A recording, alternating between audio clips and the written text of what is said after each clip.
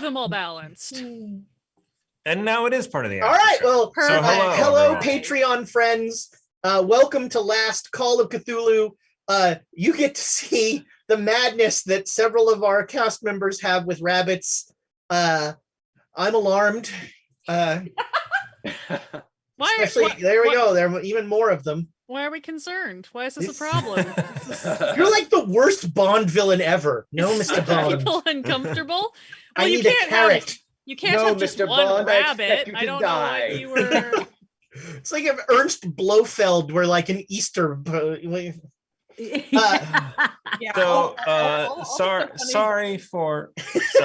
Okay. All the stuff funnies that I have in my house are cat toys. So yeah, that tracks. Feels You can bring those out, bring out a bottle of ketchup, and it'll all be thematic. So, Thomas, this brought up an interesting case where sometimes, failure isn't like, oh, I missed. It's, oh, I did something I didn't want to do. Yeah. And that can be a really interesting way to use that. Because, I asked, what do you want to do there? And then you didn't do that, but you did something far worse. But that led to all sorts of craziness. I want to give props, by the way, this episode to Nick, who in the chat was playing like 4 different characters. Yeah. Like, I'd be like, oh, you're the child now, but you're actually Jared pretending to be the child, Not Jared, the bunny. And I'm just like, wait, am I Jared now? I can't be Jared now, right? What's going on? I don't know what I'm doing. We had planned before, as soon as so Jared never in the real time never went to sleep, and so he never went to the Dreamlands.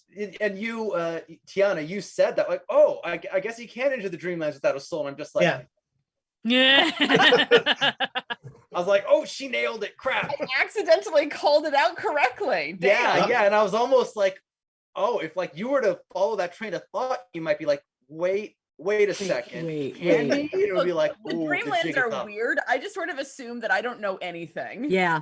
You could have like unraveled this whole thing early. I didn't realize that I needed to go back and watch the Emma Dreamlands episode to like establish all this continuity. There's no continuity in the Dreamlands. What are you talking about? It's true. This was a weird episode because I really felt the time constraints. Because the last time we did it, I felt it in one way where I was like, oh crap, I need to have them out of the Dreamlands by the end of the episode. Nope, that's not going to happen. So what am I going to do? And this time I was like, now I really need to have them. But then like at the break, I was like, I need to keep them in the Dreamlands for another 2 hours. So you ended up getting the FedEx quest, Yes. Yeah.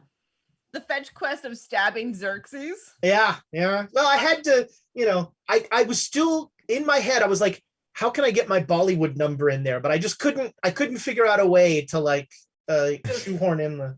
I just want to say I'm sad that you didn't do the horrible thing to Jared. Part of me was like, ooh, is this gonna? Oh no, it's fine. There might still be a horrible thing coming up. You don't know, but well, no, I know you. There is. I know the point, and I'm just saying at this particular point, I thought like,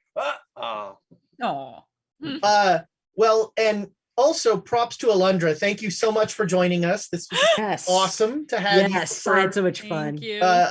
Several episodes, and I'm gonna miss having you on this show. This is a lot of fun. Yeah. I love you all, but like this was some of the hardest gaming I've ever had to play because I'm coming in with no context, which to be fair, we set up like it's the Dreamlands. I don't have to have context. Right. But then especially like when the Emma train showed up, I'm like, oh, I the player know that this is a reference to other things, but I don't know what. Well, we're not supposed to know either, technically. No, I didn't know. I did. Ramsey never did that. Yeah, but you guys all having the player meta knowledge, even if you did a very good job of playing that you don't know, you clearly know the kinds of references and jokes to make that make this work. Right. Whereas I'm just like, I'm just going to continue stabbing everything and playing the fact that she hates her life right now. Well, that's perfect. You just have to know Amy. Perfect. If you know Amy, you know all the references. I have, over the course of years, I have almost perfected the. You're making Thomas twitch over there. But all of that said, I do really appreciate you guys having me on and letting me come dabble in your sandbox. It was very fun to play with a different group than I get to otherwise, and to get my fingers a little deeper into the Quests and Chaos world. And hey, you got some religious trauma to go with it. I already main clerics. I did not need more. I'm just impressed just because this is a particularly this is a difficult, the Dreamlands is just so chaotic and you don't know what's gonna happen. It's just like, oh my god, what are we doing? I'm just like holding on to the seat of my pants sort of thing. So like, well done. Elias knew it was a dream and is like, this is a dream. I can control dreams. If you think you can control dreams, so control it. He kept. And then it just, I love. If you had made any of those power rolls, you would have been flying all over the place. But the fact that it didn't is perfect because you're like, I'm in a dream. I can fly. Am I not in a dream? Is this real? What is happening? Talk about mind fuckery right there. Right. No, and Ramsey loved this. It was so because the adrenaline rush. Yeah. That adrenaline. Oh, I can do this. It's like, yeah. So that was good. No Thank consequences. Yeah, I was wild. There was a fork in the road in this game where when Nick blew up the Shadow King, I was just gonna have in my head Alundra and I was like, I guess they died, so they're gonna leave the Dreamlands. But then Nick was like, hey, can I bring the others back if they serve Emma? And I was like, 100%. And so that led to those little vignettes where you just had to drink the blood of Emma. But that's an example of if you're a GM, let your players come up with awesome ideas and just run with it. Because I was just going to be like, sorry, Thomas and Alundra, but I'll figure out how to get you back, or you'll play the cat or something like that. But Nick came up with an even better idea that wouldn't have ever occurred to me. That is, again, like I said in the episode, that I truly appreciate about playing remote. And one of the only things that I really do like about playing remote is being able to pass notes like that without anyone else being the wiser. Like Nick and I were talking as the child and Susanna, where he was like, no, it's okay. You can take me over there. It's cool. And I'm like, you sure? Okay. I love to serve. In the old days, you'd throw notes at people. Right. And when you were GMing, every once in a while, you'd throw a note that just says, roll a die and say and act like you're mad about it or something. Right. So you just send fake notes to people to try and confuse them. No, that is one thing that is definitely more useful. Maybe the only thing that's good about playing remote is the being able to use the chat and that sort of thing. I wonder, something to think about is how we can not chat necessarily, but how we can keep that kind of idea bouncing going on even when we're at the table without necessarily having to stop everything and go hey, I want to do this. Or maybe just stop everything and say, hey, I want to do this. I don't know. Yeah, if we all had pads or something. Right. Yeah, even then you've got to be nudging people hey, check your thing. Yeah, that because I mean I wouldn't look at it. If I'm at the table, I'm not gonna look at a screen.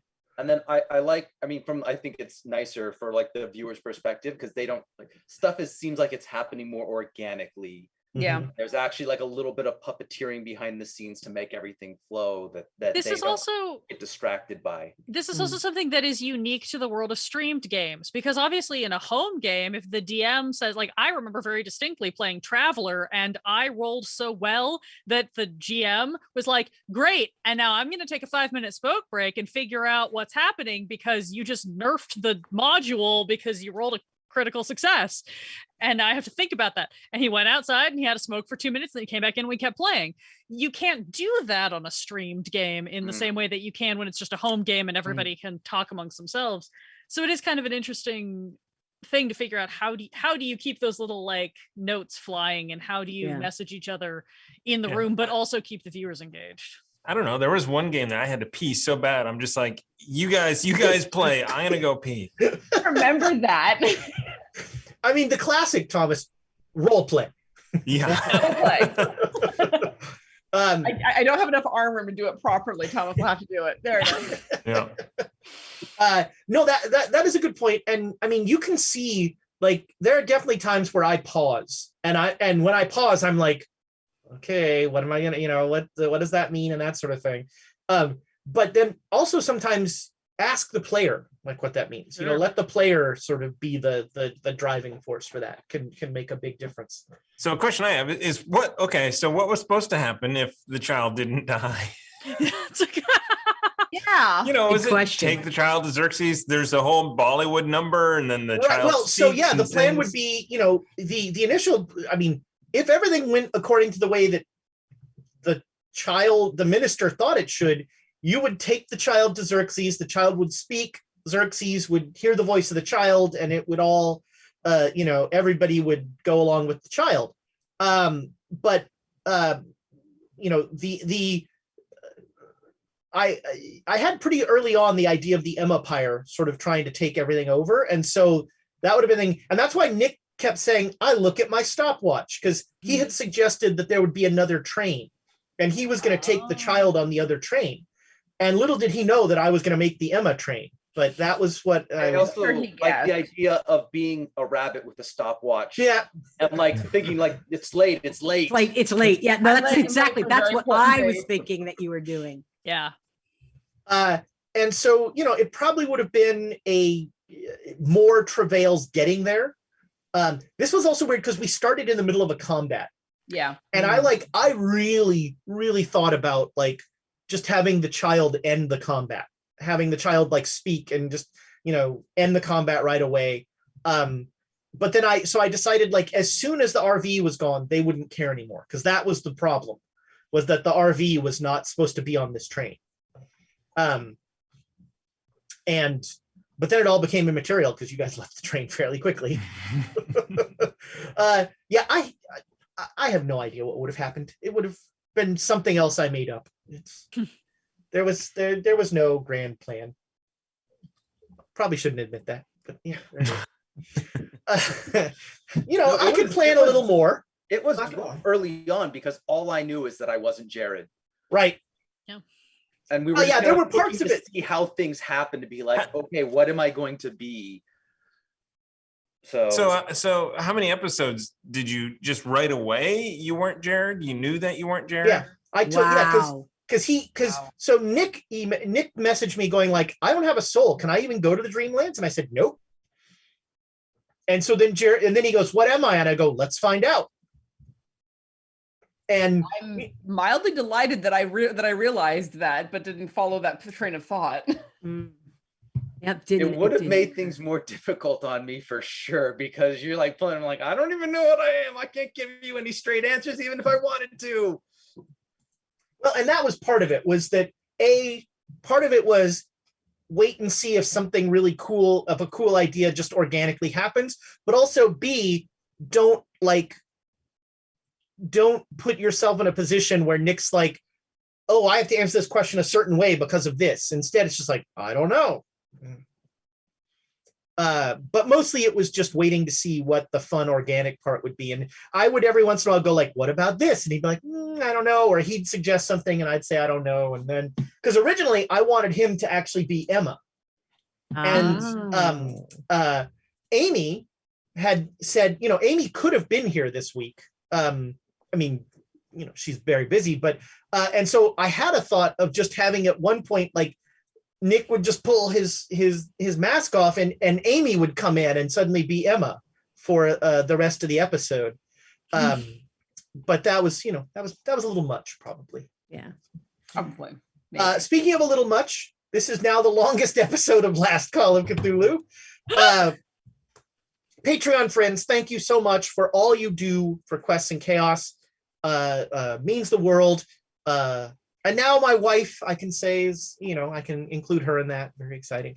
And the 3 new Patreons. That's outstanding. What are we up to? Like 25 Patreons? 32. 32 Patreons. My nice. goodness. Nice. We're over the 30 Patreon mark. That's outstanding. Love us. Yes. Love us. Thank you.